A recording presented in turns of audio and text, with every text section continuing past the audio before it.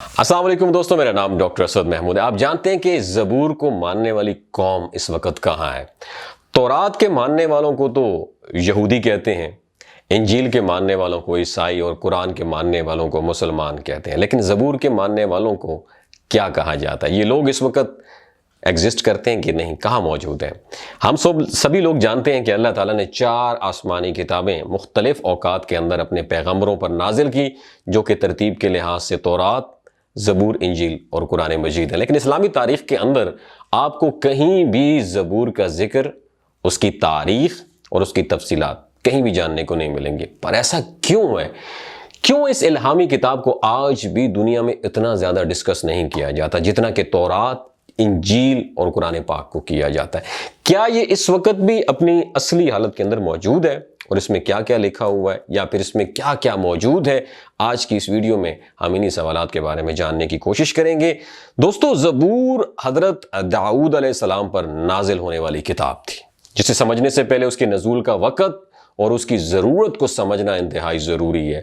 فرعون مصر کی 400 سال کی غلامی میں رہتے ہوئے بنی اسرائیل قوم کو آزاد کروانے کے لیے اللہ نے ان کے اندر اپنا پیغمبر اور رسول حضرت موسیٰ علیہ السلام کو نازل کیا، جن پر تورات یعنی پہلی مکمل آسمانی کتاب کو نازل کیا گیا۔ حضرت موسیٰ علیہ السلام بنی اسرائیل قوم کو مصر سے نکال کر ایک بہت بڑے صحرائے سینا پار کرتے ہوئے فلسطین لے گئے، جن کی تفصیلات قرآن مجید کے اندر موجود ہیں۔ صحرائے سینا کے راستے کے اندر کوہ طور پر تورات کو نازل کیا، اور صحرائے سینا کے اندر 10 لاکھ کے قریب بنی اسرائیل کی آبادی کو من و سلوہ کھانے کو ملا، اور بادلوں نے صحرا کی دھوپ سے ان کو بچانے کے لیے ان پر شیڈو، سایہ کیے رکھا، اور پہاڑوں سے پانی کے چشمے جاری ہوئے۔ حضرت موسیٰ علیہ السلام کا زمانہ 1500 قبل مسیح یعنی آج سے 3500 سال پہلے کا بتایا جاتا ہے، یا پھر حضرت عیسیٰ علیہ السلام کی پیدائش سے 1500 سال پہلے کا تھا۔ اس وقت فلسطین کے اندر مشرکین کی حکومت تھی۔ حضرت سموئیل علیہ السلام، جو کہ اللہ کے نبی اور پہلے اسرائیلی بادشاہ تھے، انہوں نے کافی عرصہ تک بنی اسرائیل پر حکومت کی، اور جب وہ بوڑھے ہو گئے تو انہوں نے اللہ کے حکم سے طالوت کو ان کا بادشاہ مقرر کر دیا، اور اس واقعے کا ذکر قرآن پاک کے پارہ نمبر 2 میں سورہ بقرہ کی آیت 245 سے 252 کے اندر بخوبی ملتا ہے۔ حضرت طالوت علیہ السلام نے 1004 قبل از مسیح اور 1020 قبل از مسیح تک حکمرانی کی، اور اسی وقت کے اندر فلسطینی فوج سے ایک فیصلہ کن جنگ ہوئی۔ بنی اسرائیل اس وقت بہت ہی مالی اور عسکری طور پر سٹرونگ تھے، اور اپنی طاقت کے نشے کے اندر فلسطینی فوج نے یہ اناؤنسمنٹ کی کہ ہمارے سب سے طاقتور سپاہی جالوت کو اگر تم میں سے کوئی شخص ہرا دے گا یا پھر اسے قتل کر دے گا تو یہ پورا کا پورا فلسطین بنا لڑائی کے توڑا۔ طالوت علیہ السلام نے یہ اعلان کیا کہ جو بھی شخص یہ کام کرے گا، میں اپنی بیٹی کی شادی اس سے کروں گا، اور وہ بنی اسرائیل کا اگلا بادشاہ ہوگا۔ اسی دوران حضرت داؤد علیہ السلام، جو کہ اس وقت بکریاں چرایا کرتے تھے، سامنے آتے ہیں اور ایک ہی وار میں اس جائنٹ کو، اس دیو ہیکل کو جہنم واصل کر دیتے ہیں، اور وعدے کے مطابق اب فلسطین بنی اسرائیل کے حوالے ہو جاتا ہے، اور اسی فلسطینی فوج سے تابوت سکینہ بھی واپس لے لیا گیا، جس کے اندر حضرت موسیٰ علیہ السلام اور حضرت ہارون علیہ السلام کے تبرکات تھے۔ حضرت طالوت علیہ السلام کی وفات کے بعد حضرت داؤد علیہ السلام بنی اسرائیل کے بادشاہ بنے، اور پھر بیت المقدس کے اندر اپنا دارالحکومت قائم کیا، جس کا نام ہے جبرون۔ اب تک بنی اسرائیل کے اندر شریعت اللہ کا قانون اس وقت تورات ہی تھا، اور حضرت داؤد علیہ السلام نے پہلی بار بنی اسرائیل قوم یا پھر یہودی قوم کے لیے باقاعدہ طور پر ایک عبادت گاہ قائم کرنے کی شروعات کی۔ اس سے پہلے یہودیوں کے اندر باقاعدہ طور پر کسی عبادت گاہ کا کوئی کانسیپٹ موجود ہی نہیں تھا۔ یہاں پر تابوت سکینہ کو بھی لا کر رکھ دیا گیا، اور یہ نام اس لیے رکھا گیا کیونکہ یہ بلڈنگ داؤد علیہ السلام کی زندگی کے اندر تعمیر نہ ہو سکی، بلکہ ان کے بیٹے اور اگلے پیغمبر حضرت سلیمان علیہ السلام نے اسے تعمیر کیا، جس کے نام کی مناسبت سے اسے ہیکل سلیمانی بھی کہتے ہیں۔ اب کیونکہ بنی اسرائیل قوم کے پاس کتاب تھی، عبادت کا تصور بھی تھا، لہٰذا حضرت داؤد علیہ السلام کی زندگی میں ان پر زبور نازل ہوئی، جس کا لفظی مطلب ہے ٹکڑا، پیس۔ اب یہاں پر سب سے اہم اور سمجھنے کی بات یہ ہے کہ زبور کوئی شریعت کی کتاب نہیں ہے، بلکہ اللہ کی تعریف اور حمد و ثنا سے بھری ہوئی کتاب ہے۔ تو کہ اللہ نے حضرت داؤد علیہ السلام کو لوہے کو نرم کرنے کی طاقت اور انتہائی خوبصورت آواز عطا کرنے کے ساتھ ساتھ اللہ کی حمد و ثنا اتنے خوبصورت انداز کے ساتھ بیان کرنے کا معجزہ عطا کیا تھا جو کہ آج تک کسی اور کو نہیں عطا کیا۔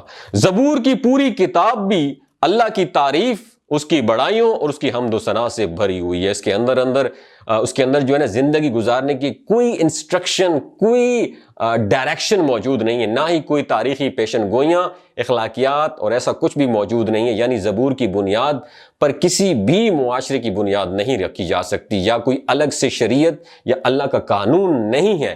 اس کتاب کے نازل ہونے کے بعد بنی اسرائیل قوم کو باقاعدہ طور پر اللہ کی حمد و ثنا اور اس کی عبادت کا طریقہ سکھایا گیا۔ حضرت داؤد علیہ السلام جب ساز کے ساتھ زبور کی تلاوت کیا کرتے تو آسمان، پہاڑ، دریا، چرند پرند اور ان سب کی آواز سن کر آپ کے پاس آ کے جھومنے لگتے۔ اس کلام اور آپ کی آواز کے اندر اتنی انسپریشن تھی کہ یہ دنیا کے اندر انسانوں کو جنت کی آواز محسوس ہوا کرتی۔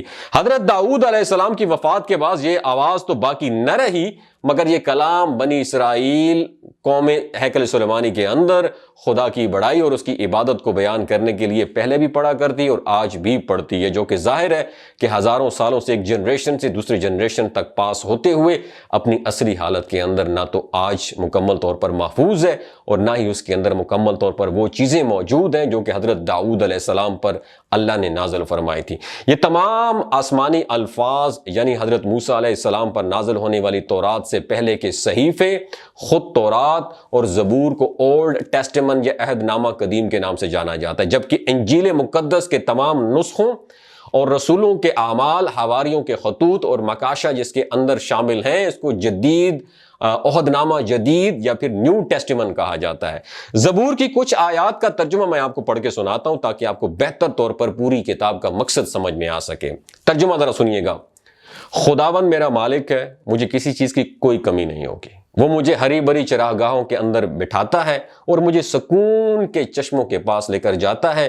وہ میری جان کو زندہ رکھتا ہے اور مجھے اپنے نام کی خاطر سچ کی راہوں پر لے کر چلتا ہے۔ چاہے موت کی کسی وادی سے میرا گزر ہو تو مجھے بھی کسی بلا سے میں نہیں ڈروں گا، کیونکہ تو میرے ساتھ ہے۔ تیرے عصا اور تیری لاٹھی سے مجھے تسلی ملتی ہے۔ تو نے مجھے دشمنوں کے مقابلے میں میرے سامنے دسترخوان بچھایا ہے۔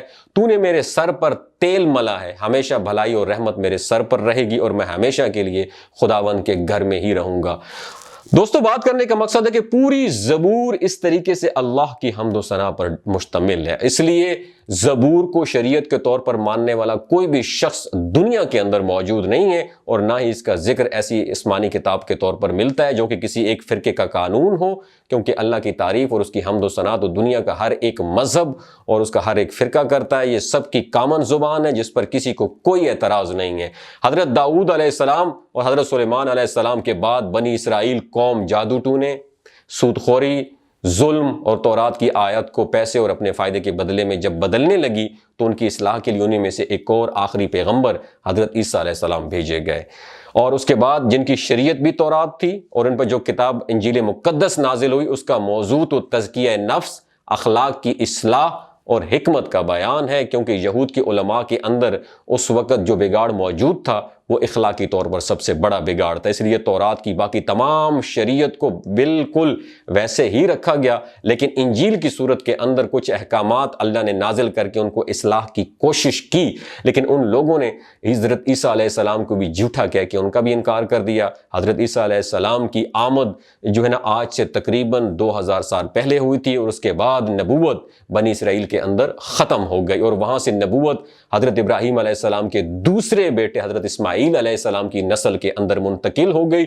اور یہی وجہ ہے کہ یہود اللہ کے رسول صلی اللہ علیہ وآلہ وسلم اور دین اسلام کے شدید مخالف اور دشمن ہو گئے، کیونکہ اللہ کے رسول حضرت محمد مصطفیٰ صلی اللہ علیہ وآلہ وسلم کی بنو اسماعیل کے اندر آمد سے ان کی خاندانی مذہبی قیادت یا پھر بنو یعقوب کی قیادت ساری زندگی کے لیے ختم ہو گئی، اور امت مسلمہ کا ٹائٹل بنی اسرائیل سے بنو اسماعیل کی طرف منتقل ہو گیا، اور آج تک ان لوگوں کو اللہ کے فیصلے پر اعتراض ہے۔ अल्लाह ताला हमें समझने की और नेक अमल करने की तौफीक अता फरमाए। अगर ये इन्फॉर्मेशन में इजाफा हुआ हो तो सदका जारिया समझ के दूसरों के साथ भी ज़रूर शेयर कीजिए।